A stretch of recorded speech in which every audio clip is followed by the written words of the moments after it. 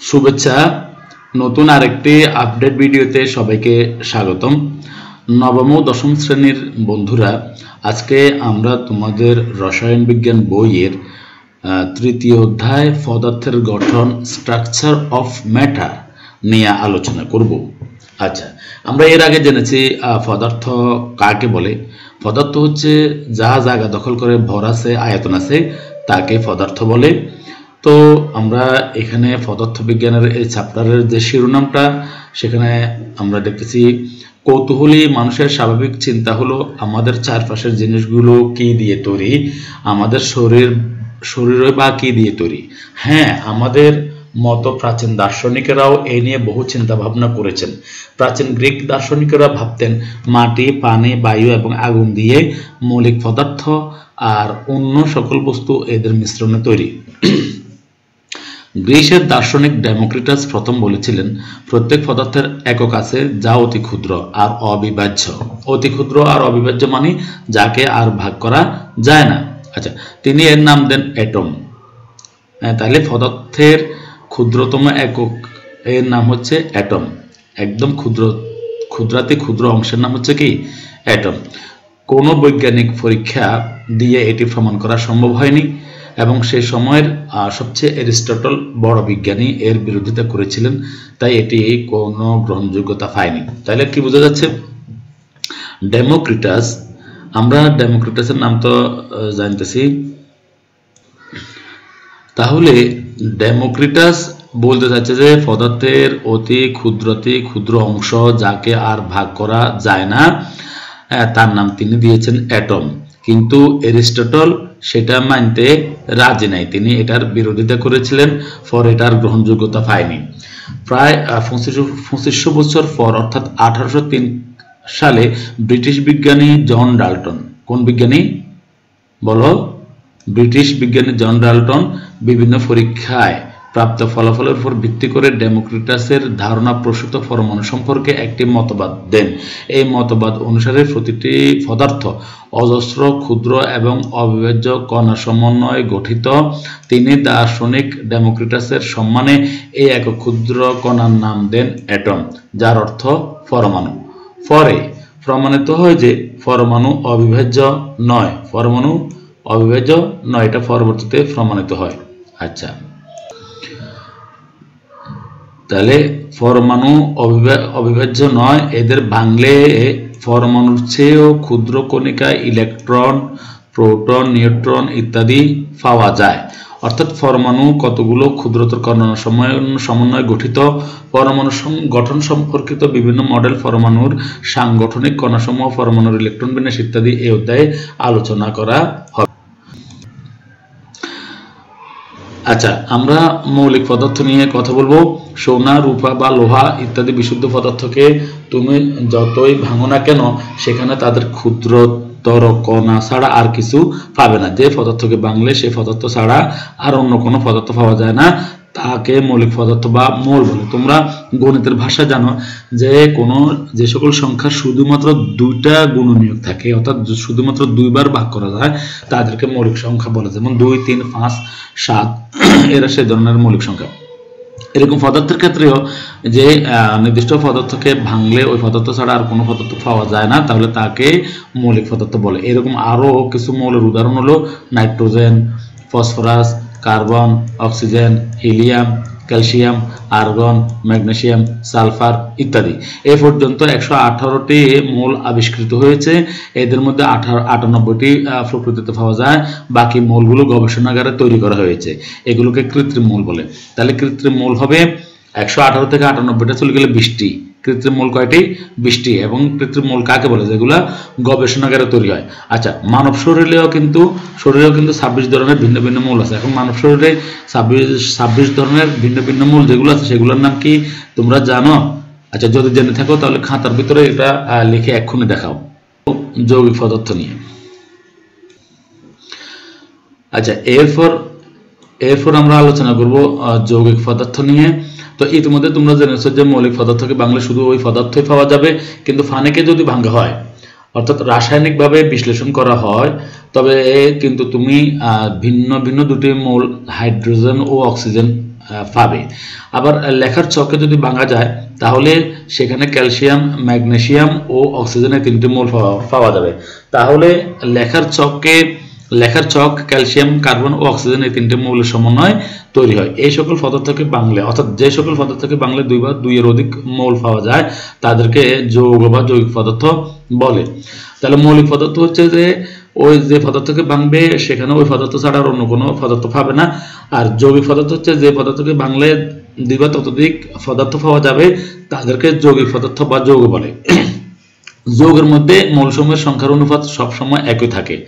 যেমন যেখান থেকেই পানির নমুনা সংগ্রহ করা হোক না কেন, রাসায়নিকভাবে বিশ্লেষণ করা হলে সবসময় 2 ভাগ হাইড্রোজেন এবং 1 ভাগ অক্সিজেন পাওয়া যাবে। তাহলে সমুদ্র, সাগর কিংবা আমাদের টিউবওয়েলের পানি বা বোতলজাত পানি, সেখানে কিন্তু হাইড্রোজেন 2 ভাগ থাকবে, অক্সিজেন 1 ভাগ থাকবে। অর্থাৎ পানিতে হাইড্রোজেন অক্সিজেনের পরমাণুর সংখ্যার অনুপাত 2:1। যৌগের ধর্ম কিন্তু মৌলসমূহের ধর্ম থেকে সম্পূর্ণ আলাদা। যেমন সাধারণ তাপমাত্রা হাইড্রোজেন, অক্সিজেন গ্যাসীয়, কিন্তু এদের থেকে উৎপন্ন যৌগ পানি সাধারণ তাপমাত্রায় তরল। তাহলে হাইড্রোজেন এবং অক্সিজেন এরা হচ্ছে গ্যাসীয়, কিন্তু এদের সমন্বয়ে যে পানি তৈরি হয়েছে সেটা হচ্ছে তরল। তাহলে আমরা এতক্ষণ পর্যন্ত মৌলিক পদার্থ এবং যৌগিক পদার্থ সম্পর্কে জানলাম। তো তোমরা এখন মৌলিক পদার্থ এবং যৌগিক পদার্থের পার্থক্য আমাদেরকে লিখে দেখাও। একটা প্রশ্ন আমরা এখানে কি পাচ্ছি, মৌলিক পদার্থ এবং যৌগিক পদার্থের পার্থক্য। এরপরে যেটা আসতেছে সেটা হচ্ছে পরমাণু ও অণু, অ্যাটমস অ্যান্ড মলিকুলস। পরমাণু হলো মৌলিক পদার্থের ক্ষুদ্রতম কণা যার মধ্যে মৌলের গুণাগুণ বর্তমান থাকে। তাহলে পরমাণু কি? পরমাণু হলো মৌলিক পদার্থের ক্ষুদ্রতম কণা। এটা কিন্তু বহু নির্বাচন হিসেবে আসতে পারে। এবং পরমাণু কাকে বলে একটা সংজ্ঞা আছে। যেমন নাইট্রোজেন পরমাণুতে নাইট্রোজেনের ধর্ম বিদ্যমান আর অক্সিজেন পরমাণুতে অক্সিজেনের ধর্ম বিদ্যমান থাকে। 2 বা 2 এর অধিক সংখ্যক পরমাণু পরস্পরের সাথে রাসায়নিক বন্ধনের মাধ্যমে যুক্ত থাকলে তাকে অণু বলে। তাহলে অণু কাকে বলে? যে 2 বা ততোধিক পরমাণু পরস্পরের সাথে রাসায়নিক বন্ধনের মাধ্যমে যুক্ত থাকলে তাকে অণু বলে। রাসায়নিক বন্ধন সম্পর্কে তোমরা 5ম অধ্যায়ে বিস্তারিত জানবে। আচ্ছা, 2টি অক্সিজেন পরমাণু, অক্সিজেনকে ও দ্বারা প্রকাশ করা হয়, পরস্পরের সাথে যুক্ত হয়ে অক্সিজেন অণু গঠন করে। শুধু ও লিখলে সেটা হবে পরমাণু, কিন্তু O2 লিখলে সেটা হবে অণু। আচ্ছা, একটি কার্বন পরমাণু 2টি অক্সিজেন পরমাণুর সাথে যুক্ত হয়ে কিন্তু কার্বন ডাই অক্সাইড গঠন করে। তাহলে কার্বন ডাই অক্সাইড গঠনের জন্য, কার্বন ডাই অক্সাইড গঠন করতে হলে লাগবে কি? একটি কার্বন পরমাণু লিখবে আর একটি অক্সিজেন, 2টি অক্সিজেন পরমাণু লিখবে, তারপরে কার্বন ডাই অক্সাইড তৈরি হবে। একই মৌলের একাধিক পরমাণু পরস্পরের সাথে যুক্ত হলে তাকে মৌলের অণু বলে। কি বলছে? একই মৌলের একাধিক পরমাণু পরস্পরের সাথে যুক্ত হলে তাকে মৌলের অণু বলে। যেমন O2। ভিন্ন ভিন্ন মৌলের পরমাণু পরস্পরের সাথে যুক্ত থাকলে তাকে যৌগের অণু বলে। তাহলে একটা হচ্ছে যৌগিক অণু আর একটা হচ্ছে মৌলিক অণু। কার্বন ডাই অক্সাইড একটা যৌগ। যেমন H2O পানি, এটা একটা পানির যৌগ, ওটাকে যৌগিক অণু বলা হবে। কিন্তু H2O2 এগুলোকে মৌলিক অণু বলা হবে। আচ্ছা, এখন আসতেছে মৌলের প্রতীক, সিম্বলস অফ এলিমেন্টস। কোন মৌলের ইংরেজি বা ল্যাটিন নামের সংক্ষিপ্ত রূপকে প্রতীক বলে? বুঝি এখানে প্রতীক কাকে বলে?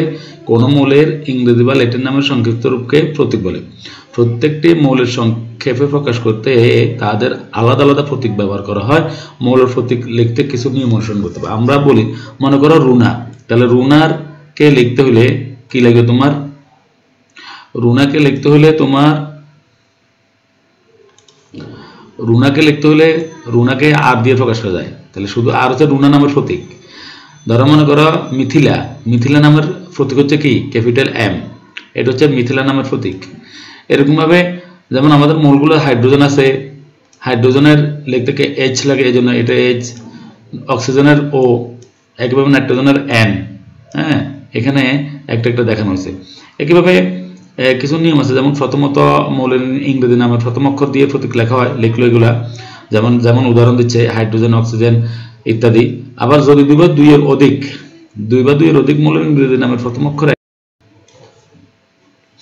আচ্ছা, আবার যদি 2 বা 2 এর অধিক মৌলের ইংরেজি নামের প্রথম অক্ষর একই হয়, তবে একটি মৌলকে নামের প্রথম অক্ষর দিয়ে প্রকাশ করা হয়। অন্যগুলোর ক্ষেত্রে প্রতিটি 2 অক্ষরে লেখা হয়, তবে নামের প্রথম অক্ষর ইংরেজি বড় অক্ষর হবে আর নামের অন্য একটা অক্ষর ছোট অক্ষর হবে। আমি আবার বলতেছি, যেমন কামাল।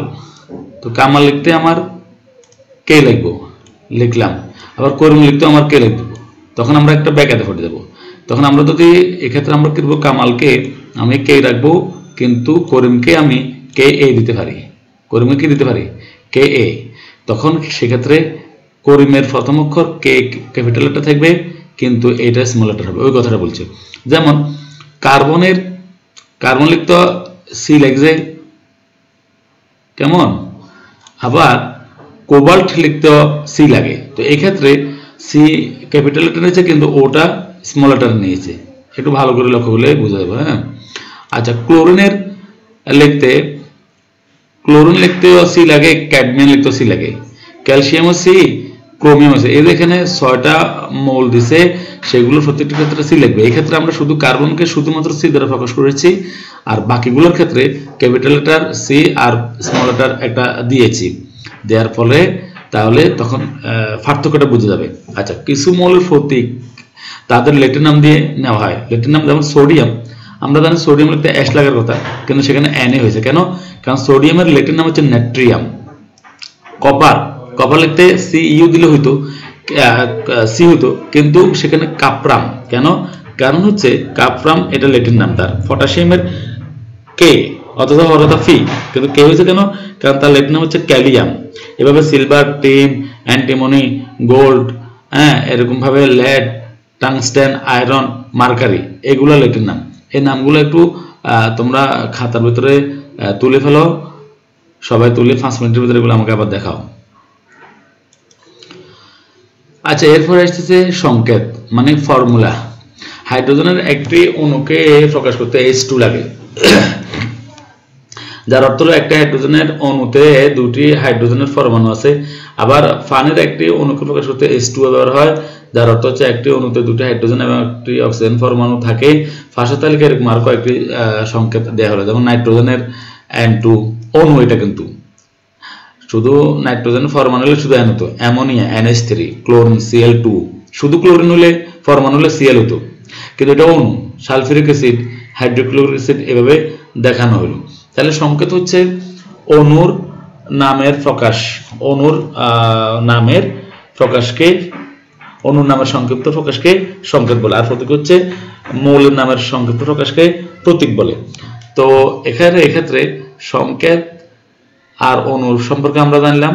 এখন আচ্ছা, তোমাদেরকে এখানে একটা একক কাজ দিয়েছে, যে বলছে যে চতুর্থ অধ্যায়ের, কোন অধ্যায়ের, চতুর্থ অধ্যায়ের পর্যায় সারণী থেকে কিছু মৌলের নাম ও প্রতীক সংগ্রহ করে তোমরা তোমার রসায়ন শিক্ষককে দেখাও। আমরা তাহলে চতুর্থ অধ্যায়ে চলে যাব, যেন চতুর্থ অধ্যায়ে অনেকগুলো। আচ্ছা দেখো, এখানে কতগুলো মৌল উল্লেখ আছে, সেগুলোর তোমার প্রতীক আছে, ইংরেজিতে নাম আছে, তাদের ল্যাটিন নাম আছে এবং বাংলাতেও উল্লেখ আছে। তোমরা সারণী তৈরি করে, কলাম তৈরি করে মৌলগুলোর নাম, তাদের প্রতীক এবং তাদের সংকেত সহ লিখে ফেলো। এখানে মৌলগুলোর নাম আছে, তোমরা ধীরে ধীরে টানবা। যেমন এখানে বি আছে মানে বোরন, সি আছে মানে কার্বন, এন আছে মানে নাইট্রোজেন, এভাবে উল্লেখ আছে। যেমন নিকেল আছে, কপার আছে, জিঙ্ক আছে, এরকমভাবে গ্যালিয়াম আছে। এভাবে তোমরা এগুলো খাতার ভিতরে নোট করে দ্রুত দেখাও। আচ্ছা, এরপর আমরা যেটাতে যাব সেটা হচ্ছে পরমাণুর সাংগঠনিক কণা। এটাকে ইংরেজিতে আমরা দেখতেছি the fundamental particles of an atom. একমাত্র হাইড্রোজেন ছাড়া সকল পদার্থের পরমাণু 3টি কণা দিয়ে গঠিত বা তৈরি। সেগুলো হচ্ছে ইলেকট্রন, প্রোটন এবং নিউট্রন। মানে হাইড্রোজেন ছাড়া অন্য সকল পরমাণু 3টি কণা দিয়ে তৈরি এবং সেগুলোর নাম হচ্ছে ইলেকট্রন, প্রোটন এবং নিউট্রন। পরমাণু সাংগঠনিক বা মৌলিক কণা বলা হয়। তাহলে পরমাণুর মৌলিক কণা কাকে বলে আমরা বুঝতে পেরেছি যে ইলেকট্রন, প্রোটন এবং নিউট্রন, এই 3টিকে পরমাণুর সাংগঠনিক বা মৌলিক কণা বলে। পরমাণুর কেন্দ্রে বা নিউক্লিয়াসে প্রোটন ও নিউট্রন থাকে। তাহলে পরমাণুর একটা কেন্দ্র আছে, যেটাকে জীববিজ্ঞানের ভাষায় নিউক্লিয়াস বলা, এবং সেখানে প্রোটন ও নিউট্রন থাকবে, আর ইলেকট্রন নিউক্লিয়াসকে কেন্দ্র করে চারদিকে ঘুরতে থাকে। আচ্ছা, ইলেকট্রন হলো পরমাণুর একটি মৌলিক কণিকা যার আধান বা চার্জ ঋণাত্মক বা নেগেটিভ। তাহলে ইলেকট্রনের আধান বা চার্জ, এটা হচ্ছে ঋণাত্মক, সেটা নেগেটিভ, এই আধানের পরিমাণ হচ্ছে এত কুলম্ব। কেমন? একে ই দিয়ে প্রকাশ করা হয়।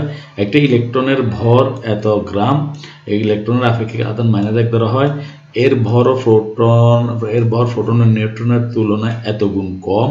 তাইলে দেখা যাচ্ছে প্রোটন ও নিউট্রনের ভর ইলেকট্রনের তুলনায় বেশি। আচ্ছা, তাই এর আপেক্ষিক ভরকে 0 ধরা হয়। তাহলে একটা প্রশ্ন আসতে পারে যে ইলেকট্রনের আপেক্ষিক ভরকে 0 ধরা হয় কেন? এরকম একটা প্রশ্ন আসতে পারে। আচ্ছা, এটাকে তোমরা নোট করে রাখো। এরপরে আসতেছে প্রোটন। প্রোটন হলো পরমাণুর অপর একটি মৌলিক কণিকা, যার চার্জ হচ্ছে ধনাত্মক আধান। এর পরিমাণ এত কুলম্ব। ইলেকট্রনের কিন্তু মাইনাস ছিল পরিমাণ। আচ্ছা, একে পি দিয়ে প্রকাশ করা হয়। একটি প্রোটনের ভর এত গ্রাম, আধান +1, আপেক্ষিক ভর 1 ধরা হয়। ইলেকট্রনের আধান ছিল -1 আর প্রোটনের আধান হচ্ছে +1। আচ্ছা, নিউট্রন হলো পরমাণুর আরেকটি মৌলিক কণিকা যার কোনো আধান বা চার্জ নেই। হাইড্রোজেন ছাড়া সকল মৌলের পরমাণুতেই নিউট্রন রয়েছে। একে n দিয়ে প্রকাশ করা হয়। এর ভর প্রোটনের ভর হচ্ছে সামান্য বেশি। নিউট্রনের আপেক্ষিক আধান 0 আর আপেক্ষিক ভর 1 ধরা হয়। পরমাণুর সাংগঠনিক বা মৌলিক কণাসমূহের বৈশিষ্ট্যমূলক ধর্মাবলী নিচের তালিকায় উপস্থাপন করা হলো। আচ্ছা, তাহলে ইলেকট্রন এবং প্রোটনের ভরগুলোকে মানে কি তাদের বৈশিষ্ট্যগুলো একসাথে তুলে ধরা হলো সংক্ষেপে। এবং তোমরা এই ছকটাকে একটু ভালোভাবে লক্ষ্য করো এবং এটাকে নোট করো। এখনই খাতার ভিতরে নোট করো। এই ছকটাকে এখন কি করো, সবাই নোট করো। আচ্ছা আচ্ছা, আমরা যা যা শিখেছি সে আলোকে এই বাড়ির কাজগুলো সবাই খাতার ভিতরে লেখা। বাড়ি থেকে তোমরা এই প্রশ্নগুলোর উত্তর লিখে আনবে। এই 4টা প্রশ্নের উত্তর তোমাদের জন্য হোমওয়ার্ক। তো ঠিক আছে, ততক্ষণ পর্যন্ত সবাই ভালো থাকো। আল্লাহ হাফেজ।